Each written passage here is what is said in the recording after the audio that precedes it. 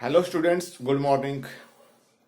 आज का हमारे पास जो टॉपिक है इसके अंदर हम ओजोन लेयर के बारे में बताएंगे और उसके डिप्लीशन के बारे में बताएंगे। जब ओजोन लेयर डिप्लीट होती है तो उससे किस तरीके के हार्मफुल कंडीशंस क्रिएट होती हैं जो ह्यूमन बींग्स को या किसी भी लिविंग ऑर्गेनिजम्स को अफेक्ट करती है। तो सबसे पहले देखिए क्या चीज है। सबसे पहले हमारे पास ओजोन। अब ओजोन क्या चीज है? सबसे फर्स्ट ऑफ ऑल ओजोन क्या है? Ozone means having chemical formula is O3। having chemical formula is O3। It means it is the allotrope of oxygen। इसका मतलब क्या है? It is the allotrope of oxygen। हमारी पीरियोडिक टेबल के अंदर atomic जो ऑक्सीजन प्रेजेंट है उसका एक एलोट्रोप्स है जिसमें एटॉमिक नंबर से जो मीन्स O3 प्रेजेंट होती है। अब ये जो ओजोन होती है ट्राई एटॉमिक ऑक्सीजन के नाम से इसको हम बोल सकते हैं ट्राई एटॉमिक ऑक्सीजन। इसको हम ट्राई एटॉमिक ऑक्सीजन के नाम से बोलते हैं, ठीक है, ट्राई एटॉमिक ऑक्सीजन। अब ये जो गैस प्रेजेंट होती है मतलब ये जो एलिमेंटल फॉर्म्स प्रेजेंट होती है इस गैस का एक इंपॉर्टेंट रोल है। मतलब अगर वैसे देखें तो इस गैस में क्या होता है, इट इज अ ट्रांसपेरेंट मतलब colourless odourless and poisonous gas. ये जो गैस होती है ये पॉइजनस गैस होती है। कलर भी नहीं होता इसका, ऑर्डर भी नहीं होती और पॉइजनस गैस होती है, ठीक है ना। अगर स्लाइटली कलर की बात अगर हम करते हैं नॉर्मल वे में जो कलर दिखाई देता है वो blue, but it's due to colour of water. ये किसकी वजह से होता है? कलर ऑफ वाटर की वजह से होता है। अब ओजोन जो होती है वो कहां पर प्रेजेंट होता है, मतलब पोजीशन। ओजोन की पोजीशन कहां है? हमारे एटमॉस्फेयर में। हमने आपको पहले लेक्चर में ऐसे बताया था कि ये अर्थ है, ये हमारी अर्थ है, ठीक है। इस अर्थ में अप टू सर्टेन हाइट, यहां पर एक सर्टेन हाइट तक एक रीजन प्रेजेंट है। That region is called the, पहला जो रीजन हमारे पास है that is called the troposphere, ठीक है ना। सेकंड हमारे पास क्या है? ट्रोपोस्फियर। ये जो रीजन है दैट इज द ट्रोपोस्फियर, ठीक है। देन उसके बाद नेक्स्ट जो हाइट प्रेजेंट है उस स्पेसिफिक हाइट के ऊपर नेक्स्ट रीजन प्रेजेंट है that is called the stratosphere, that is called the stratosphere.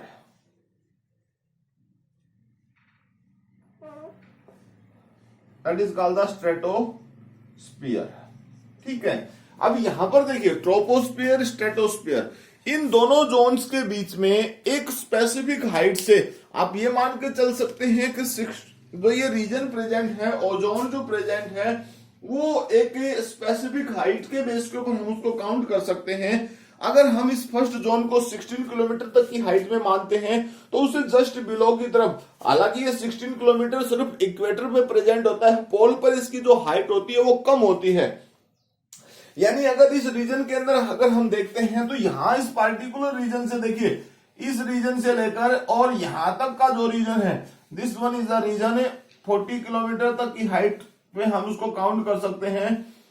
यहां पर 40 किलोमीटर की हाइट तक हम उसको काउंट कर सकते हैं। This region is the that is called the ozonosphere. ये जो रीजन है that is called the ozonosphere. It means the region where the ozone present. ये अर्थ के चारों तरफ यानी ट्रोपोस्फियर्स और स्ट्रेटोस्फियर्स के बीच में एक स्पेसिफिक रीजन है जिस रीजन को हमें एक तरीके से ओजोनोस्फीयर के नाम से बोलते हैं। और ये ओजोन जो होती है इस पार्टिकुलर रीजन में जो किसकी वजह से बनती है, इसकी फॉर्मेशन कैसे होती है, इसकी फॉर्मेशन के बारे में अभी हम आपको बताएंगे कि ये कैसे बनती है। तो 16 टू 40 किलोमीटर, अगर एक स्पेसिफिक हाइट की बात हम करें तो 16 kilometre to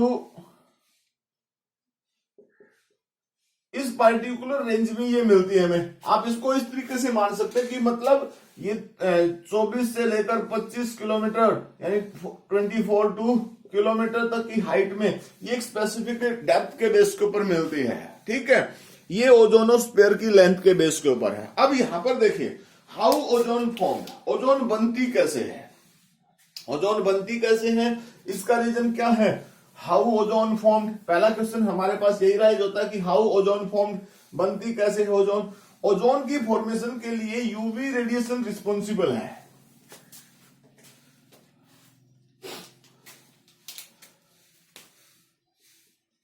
how ozone formed, ये हमारे पास क्वेश्चन राइज होता है।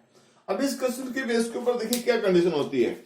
यू नो कि ऑक्सीजन मॉलिक्यूल्स, ये ऑक्सीजन मॉलिक्यूल जो है यूवी रेडिएशन की प्रेजेंस में इट्स कन्वर्टेड इनटू, टूट जाता है ये किसमें, नेसेंट ऑक्सीजन में। ये किस में टूट जाता है भाई, नेसेंट ऑक्सीजन में टूट जाता है। अब ये नेसेंट ऑक्सीजन जो होती है it is highly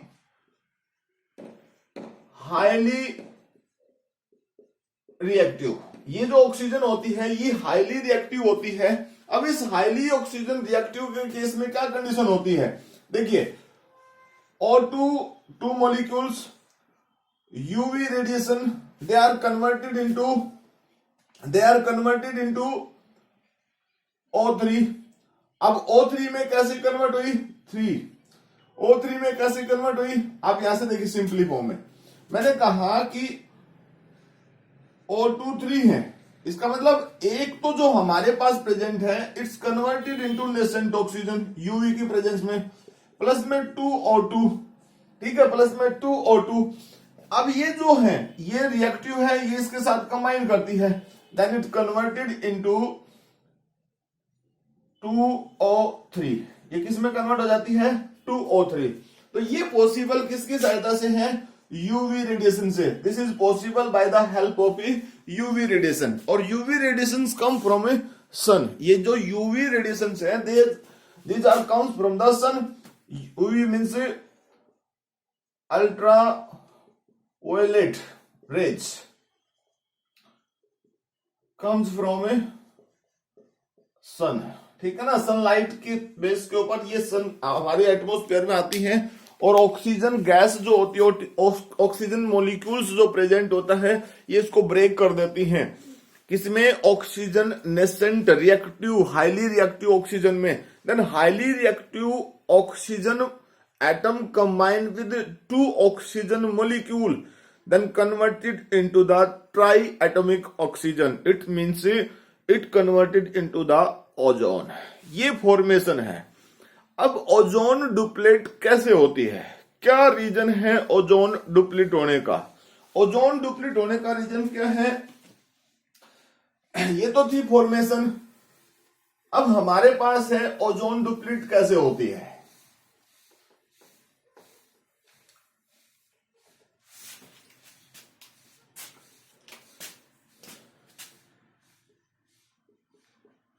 depletion of ozone, ये ओजोन जो होती है इसका डिप्लीशन कैसे होता है, किस बेस के ऊपर ये डिप्लीट हो जाती है। अब ओजोन का डिप्लीशन जो होता है its depend on to the,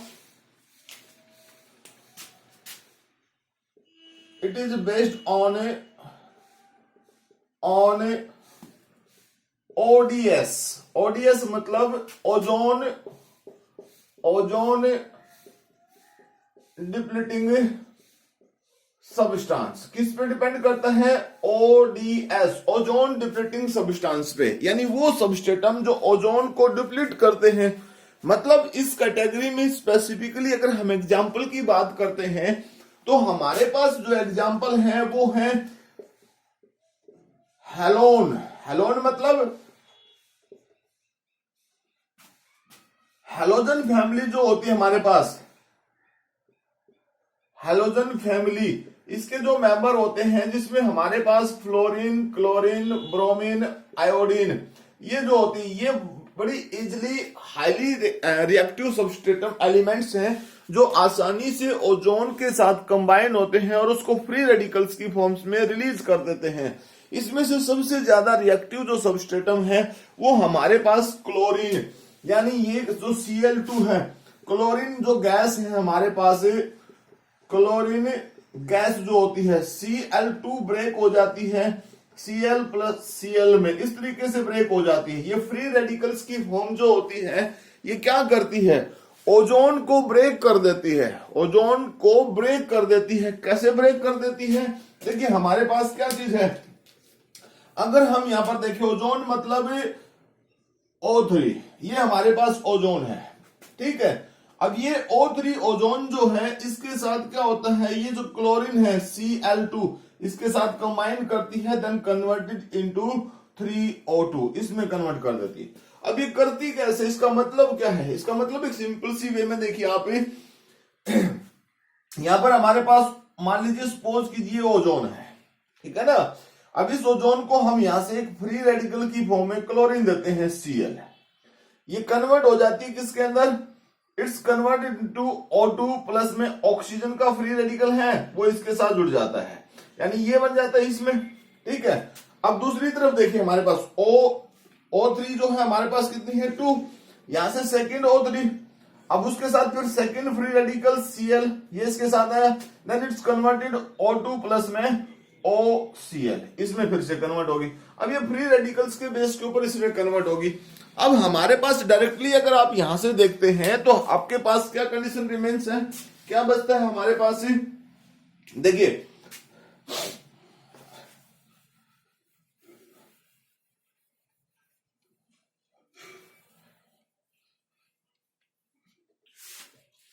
हमारे पास ये आया कि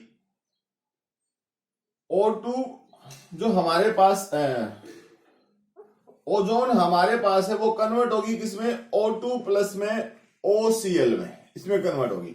second O3 also converted O2 plus में OCl, ये होगी। अब यहां से देखिए आप इस टोटल कंडीशंस को इन दोनों से देखिए, यहां से क्या निकला O2 प्लस में Cl2 निकल गया, और प्लस में हमारे पास क्या है, तो हमारे पास टोटल कंडीशन O2 प्लस में O2 प्लस में O2 प्लस में Cl2, ये बन गया। अब ये O2 क्या चीज है हमारे पास, this one is the O3 2 molecules plus में Cl2, मतलब टोटली उसी फॉर्म्स में।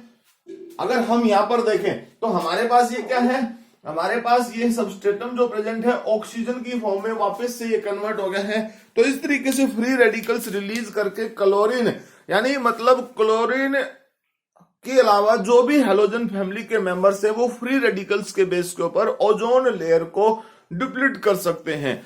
अब अगर सिंपली हमारे पास कोई ये पूछता है कि which substance is responsible for the breakdown of oxygen, तो इसके लिए हमारे पास अगर सबस्ट्रेटम की बात करते हैं तो मैंने आपको बताया कि ODS ओजोन डुप्लीटिंग सबस्ट्रेटम, जिसमें हेलोजन फैमिली के मेंबर हैं, that is called the halon, ठीक है। नॉर्मली क्लोरोफ्लोरोकार्बन CFC के नाम से हम बोलते हैं, क्लोरोफ्लोरोकार्बन, ठीक है। या फ्लोराइड्स जो होते हैं they are also responsible for this conditions. तो ये जो सबस्ट्रेटम्स है all are the responsible for the ozone depletion from atmosphere. अब ये ओजोन जो होती है, इस ओजोन को अगर हम सिंपली भाषा में देखें कि ये ओजोन जो प्रेजेंट है इसका हमारे एटमोस्फियर में रोल क्या है, क्यों जरूरत है हमें ओजोन की।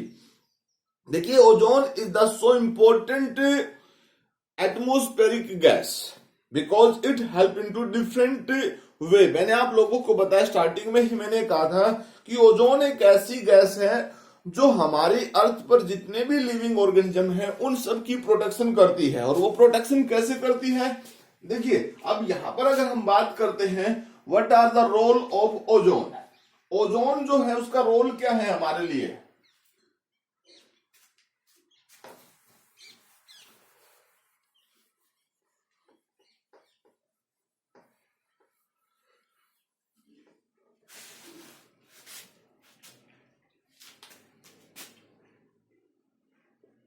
रोल ऑफ ओजोन लेयर, क्या रोल है भाई, देखिए इसके डिफरेंट रोल है हमारे लिए। और वो रोल क्या क्या है, नंबर 1 रोल है हमारे पास it protect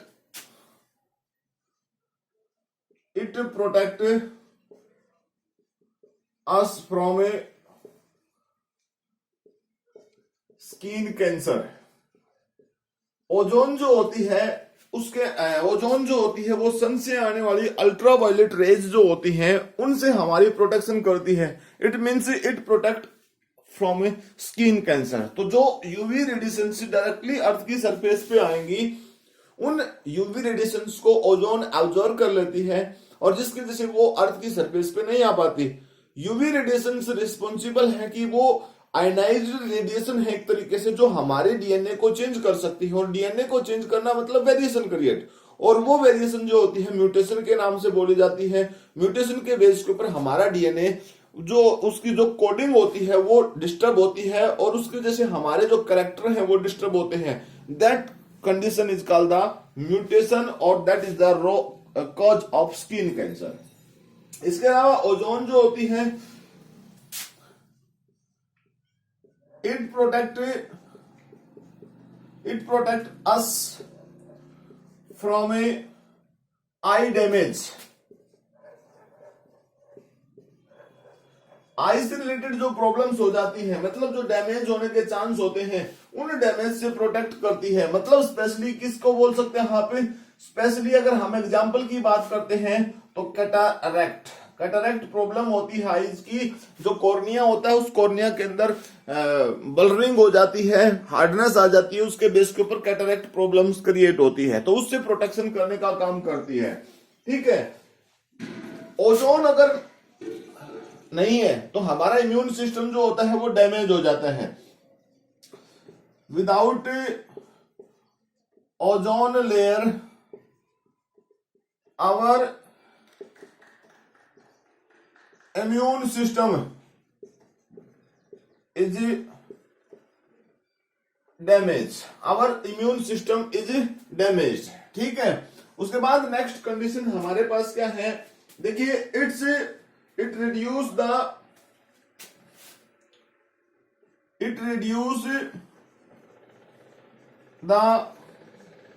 fetus mortality rate। भ्रूण हत्या जो होती है, मतलब जो मीन्स यूवी रेडिएशन के कारण होता है उसको रिड्यूस कर देता है। It help in increase the crop yield. फसल की जो पैदावार है उसको बढ़ाने में ये हेल्प करती है। यानी यूवी रेडिएशन हमारे लिए बहुत ही ज्यादा इंपॉर्टेंट होती है। डिफरेंट वे में ये हमारे लिए रोल प्ले करती है। ठीक है ना, डिफरेंट वे में। अब जो पॉपुलेशन होती है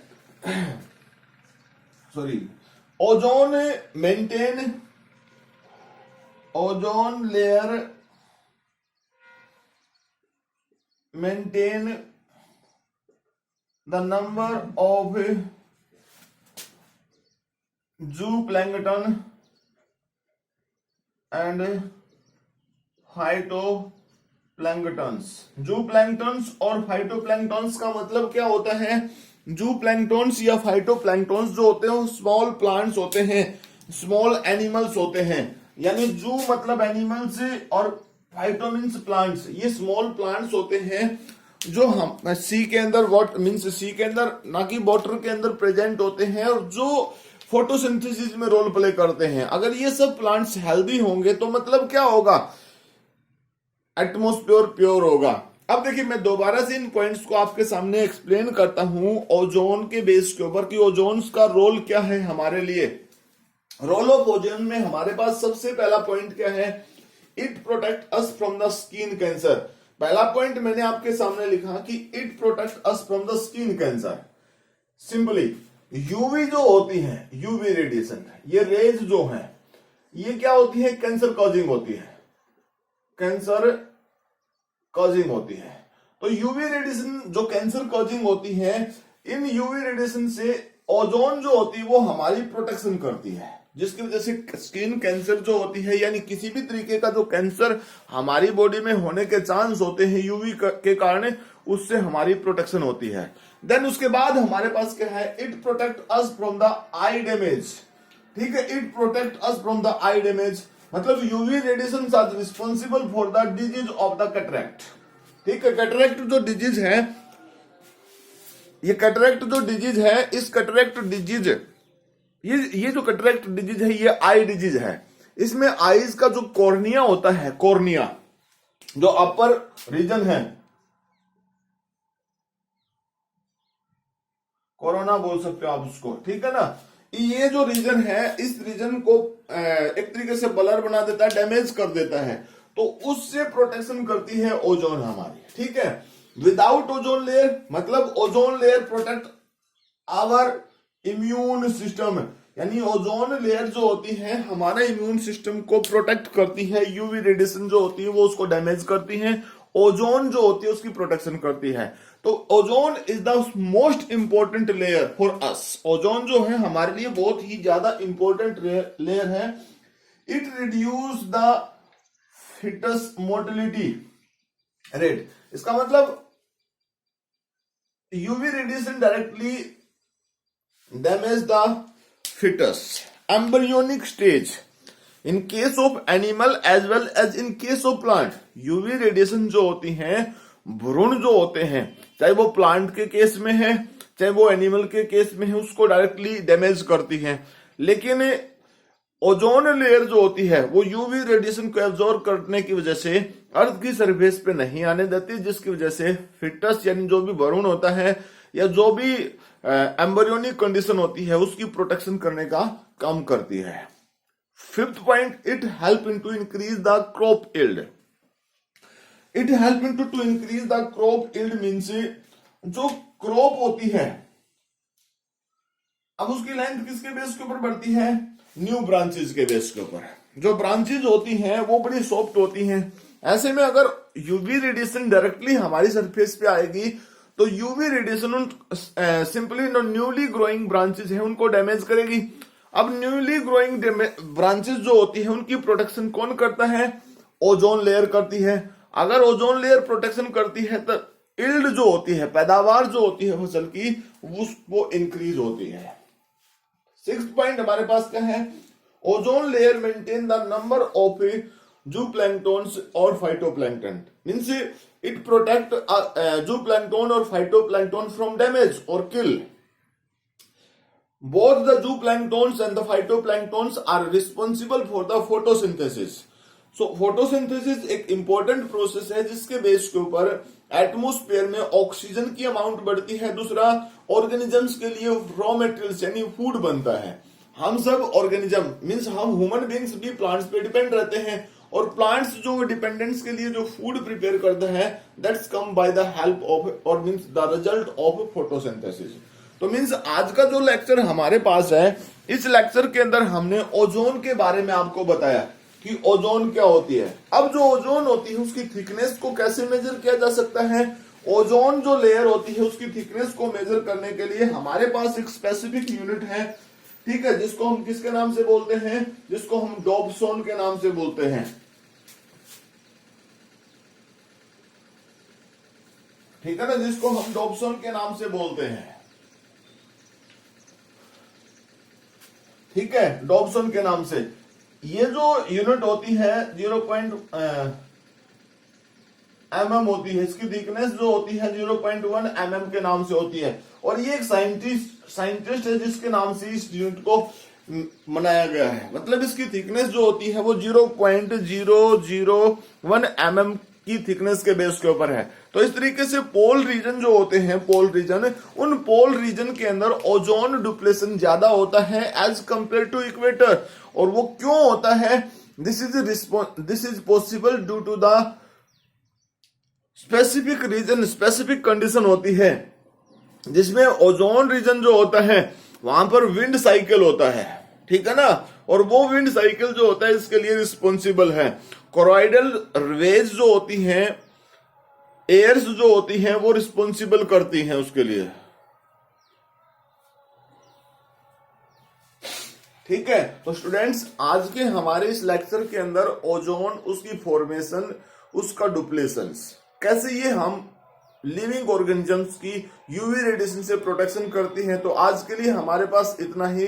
मिलते हैं नेक्स्ट लेक्चर में, तब तक के लिए thank you, bye, have a nice day students. Video को सभी देखें। और जिसने चैनल को सब्सक्राइब नहीं कर रखा है चैनल को सब्सक्राइब करें ताकि यूट्यूब पे डायरेक्टली भी वो आपको मिले। तो अगर किसी बच्चे के कोई क्वेश्चंस होते हैं तो कमेंट बॉक्स में लिख सकते हैं या डायरेक्टली मेरे पास व्हाट्सएप मैसेज कर सकते हैं, व्हाट्सएप पे भेज सकते हैं, नंबर पे भेज सकते हैं, या कोई भी स्टूडेंट डायरेक्टली कॉल करके पूछ सकता है। ठीक है, ये सभी टॉपिक्स आप अपनी बुक के अंदर मतलब नोटबुक के अंदर, फेयर नोटबुक के अंदर प्रॉपर वे में करें। हम आपकी नोटबुक को भी टाइम से चेक करेंगे। तो students, thank you, bye, have a nice day.